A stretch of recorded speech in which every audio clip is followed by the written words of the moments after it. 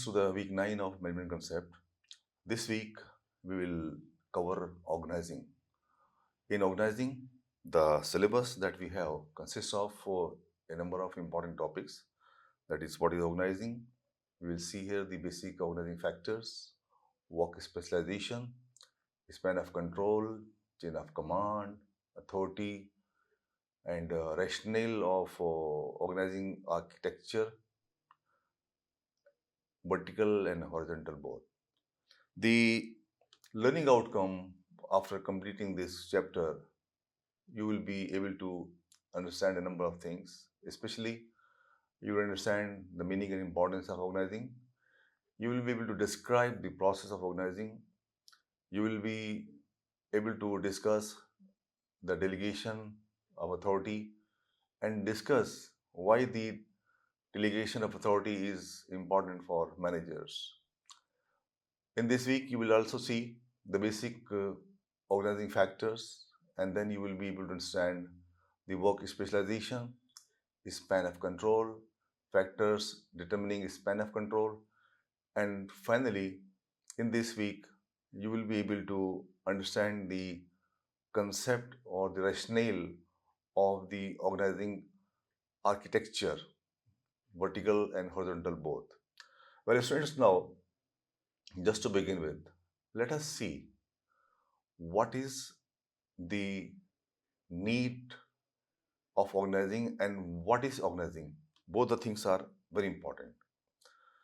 Louis A. Allen has defined organizing as it is a process of identifying and grouping of the works to be performed, defining and delegating responsibility and authority, and establishing relationship for the purpose of enabling people to work most efficiently. This definition clearly indicates its meaning, and I believe that you are able to understand that what is the logic of having organizing as an important function of management. Organizing is the detailed arrangement of work and working conditions in order to perform the assigned activities in an efficient manner. We can say that organizing is the process of determining the tasks to be done, who will do them, and also how these tasks will be managed and coordinated, and to structure or arrange the relationship between the people, the work are to be done, and the facilities so that the goals are achieved in the organizational development. Now, students, one thing is coming to my mind. You have seen what is organizing. Now, why organize? Why should we organize? Why should we talk about the organizing? A few points are there that I want to narrate here about why organizing should be preferred. Managers have to organize the activities they want to perform for a number of reasons. They want to perform those activities which are important for the overall development of the organization and which helps in a number of ways. Managers can divide the work according to the nature and similarity of tasks. In organizations, there are various kinds of tasks. Why this kind of division of work according to the nature and the similarity of tasks? So that they can pool resources and increase the efforts which lead to the efficiency. And also, they can build continuity and synergy in the organization. Students, a manager who wants to organize his or her department must address few important issues. What issues are there which a manager has to address, has to take into consideration? Like determining what is to be done, also assigning the tasks, deciding how to achieve the coordination, deciding on the span of management, deciding how much authority he should designate to his subordinates, and draw an organizational chart.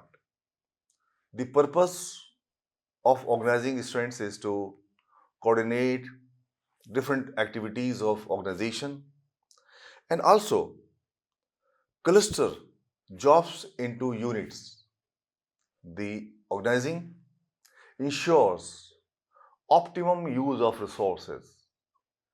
Organizing also establishes relationship among individual groups and it facilitates growth and creativity. In other words, we can say that the main purpose of organizing is to develop the teamwork in the organization. The importance of teamwork in organization cannot be underestimated. Because of the reason that the organizing or the organization is a process. Organization, we can see from the previous discussion, appears to be a group of individuals and it is a means, not an end. And we can say that organizing is one of the important functions of management, which is related to the objectives of the organization. Now, students, we are going to have a look at a detailed look at the nature of organizing. As mentioned earlier, organizing is a very comprehensive activity. It is a kind of activity which brings things together. As far as the nature of the organizing is concerned, we can talk about the different aspects like the group of persons, common objectives, division of work, cooperative efforts, communication, central authority, rules and regulations, and the dynamic element. These are the major points. These are the major themes in the light of which we can elaborate the concept of the organizing in a literal sense. Let us see what is the group of persons. Students, the group of persons means simply that group of people, whether large or small. An organization is a group of people working together for achievement of a common objective. And organization is system of cooperative relationship of two or more persons in business. Second important thing about the organizing is the common objectives. We say that every organization has a common objective, which is distinct from personal objectives of the members. The common goal is the basis of cooperation among all the members of the organization. And the objective of the organizations are usually made explicitly. Students, another important point that needs our focus here is the division of work. We can say that the organization comes into existence when the total task is divided into the members of the group. Division of work is necessary not only because one individual cannot do all the work, but specialization results in efficiency and effectiveness. Apart from this, the members of an organization are willing to help each other for the achievement of the desired goals. Cooperative efforts, or in other words, we can say that the cooperative relationships are stabilized both vertically and horizontally among different units of the organization. That's why the organizing is a cooperative effort. People who form an organization communicates with each other in order to integrate or coordinate the efforts, which requires communication. The structure must be such that people can perform together more efficiently than individually. Central authority is another important point which we can take up here regarding the organizing as an important function of management. The central authority simply here means that it is about the directing authority which controls the concerted efforts of the group. In an organization, there is a central directing authority, and organizing is that kind of role that is played in organization by controlling the concerted efforts of the group. The chain of authority and responsibility relationship is known as the chain of command. These things will be discussed later on in details, and you'll see how this process is managed in the organization. One more point that needs our attention here is the rules and regulations. For the orderly and systematic working of the members, rules and regulations are laid down and enforced by the central authority in the organization. Last point, which is about the people. The people are the material of construction that holds the structure together and gives it a vitality. That is the dynamic element. An organization is not a mere mechanical structure, but a living organism arising out of the sentiments, attitudes, and behavior of the people. So, in this way, you have seen that how the organizing as an important function of management has come into picture, wherein we find that a number of aspects are just around it to make it more meaningful and purpose oriented. It stands now, after having a detailed view of the nature of organizing, now we are going to touch upon the importance of organizing. We are here now going to see the significance of organizing for organization, for management, for all the stakeholders who are having their stake in business. Let us see the importance of business organizing activity in the light of a few captions. For example, the first important part about the organizing is it facilitates administration. Achievement of the objectives by providing a framework of coordination and control is done. The organizing provides a system of authority and network of effective communication. And that is why the organizing is one of the important functions of management. Because here we find that the individual goals can be coordinated towards group goals. We find here that a properly balanced organization is facilitated both by management and operations of the enterprise. Apart from being an important contributor in the facilitating the administrative function, the organizing encourages growth and diversification. Organizing has enabled organizations to grow and expand the giant sizes. Systematic division of work and consistent delegation of authority facilitates taking up new activities and meeting the new demands of the market. The optimum use of new technology is possible through organizing.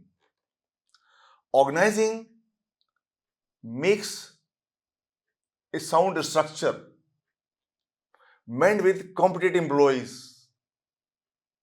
In addition, optimum use of technology makes it possible to make optimum utilization of the human resource. Sound organizations ensure that every individual is placed on the job for which he is best suited. This is a very important point, that the organizing makes use of new technology which is changing every day. In addition to the important role of organizing in different activities, one more important activity for every business is the innovation and creativity. I want to tell you here that the organizing stimulates creative thinking, and initiatives on the part of employees are taken through organizing.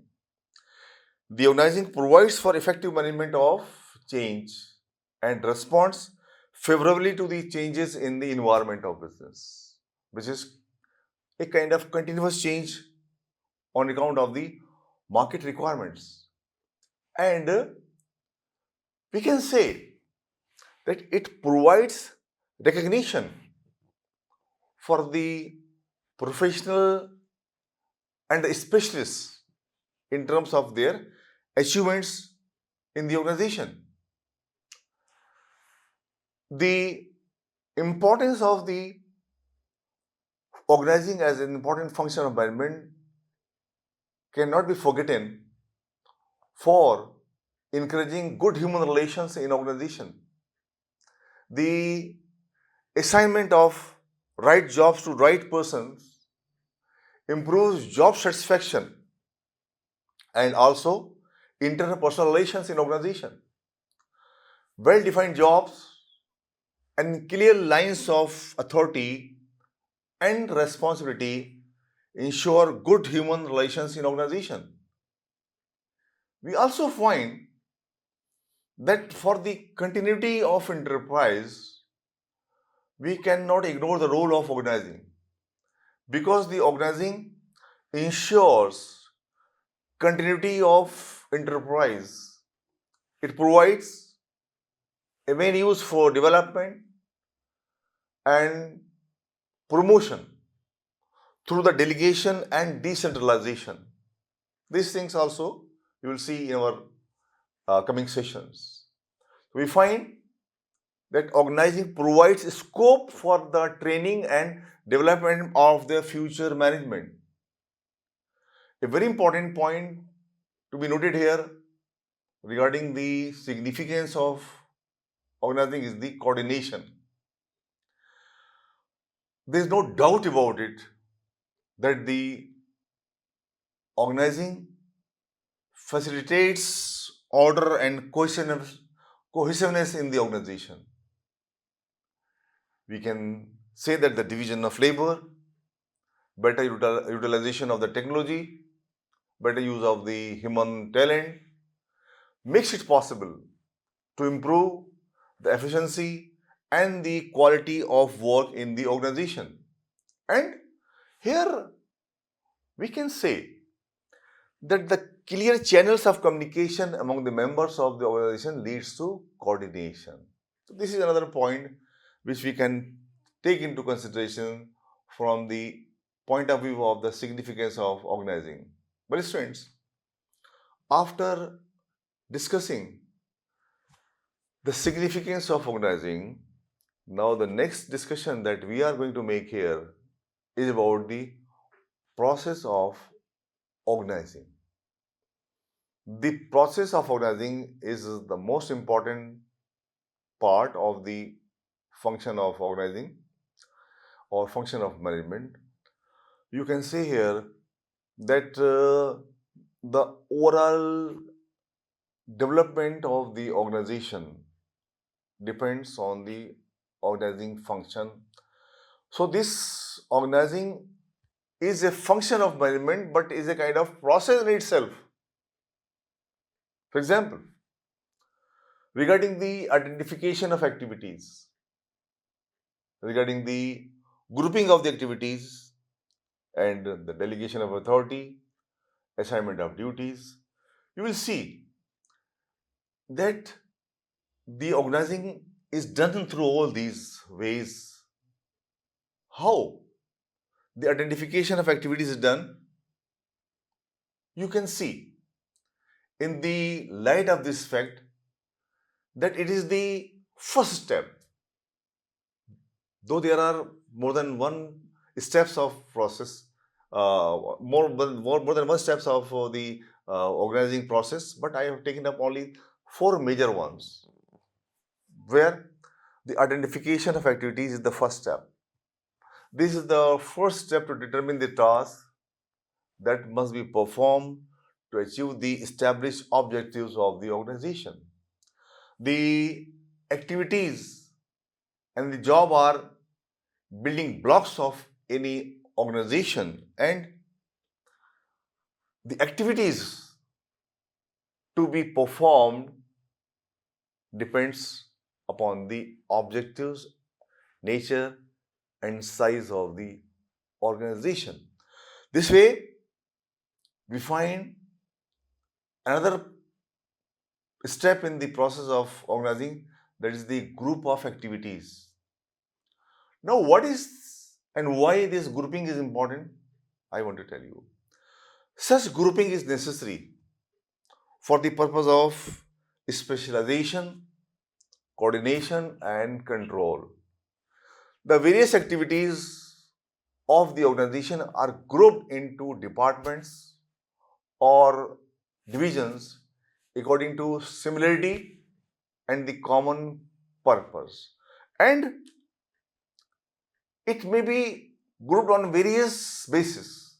For example, functions, products, territories, customers, or other things also, etc., depending on the requirement of the organization. Another step in the process of organizing lies in assignment of duties, students. The assignment of duties, or in other words, assignment of activities, creates responsibility and endures or ensures certainty of work performance. Group of activities or the departments are then allocated or allotted to different positions. Every position is occupied by an individual best suited for it. The duties are assigned to those who are able to perform these duties to their level best. And the process should be to carry it down to the lowest levels. It is basically done to avoid duplication of work and also overlapping the efforts of the organization. A very important part of the process of organizing is the delegation of authority. Students, every individual is given the authority required to carry out the responsibility assigned to him. The authority and responsibility go together, go hand in hand. Without responsibility, authority is incomplete. Without authority, responsibility is incomplete. So it requires a chain of command. You can say that a chain of command is created through successive delegation of authority. I will tell you here that every individual must know to whom is accountable, and who are his subordinates also is a very important point to note here. Different positions are linked vertically and horizontally by establishing formal authority in the organization.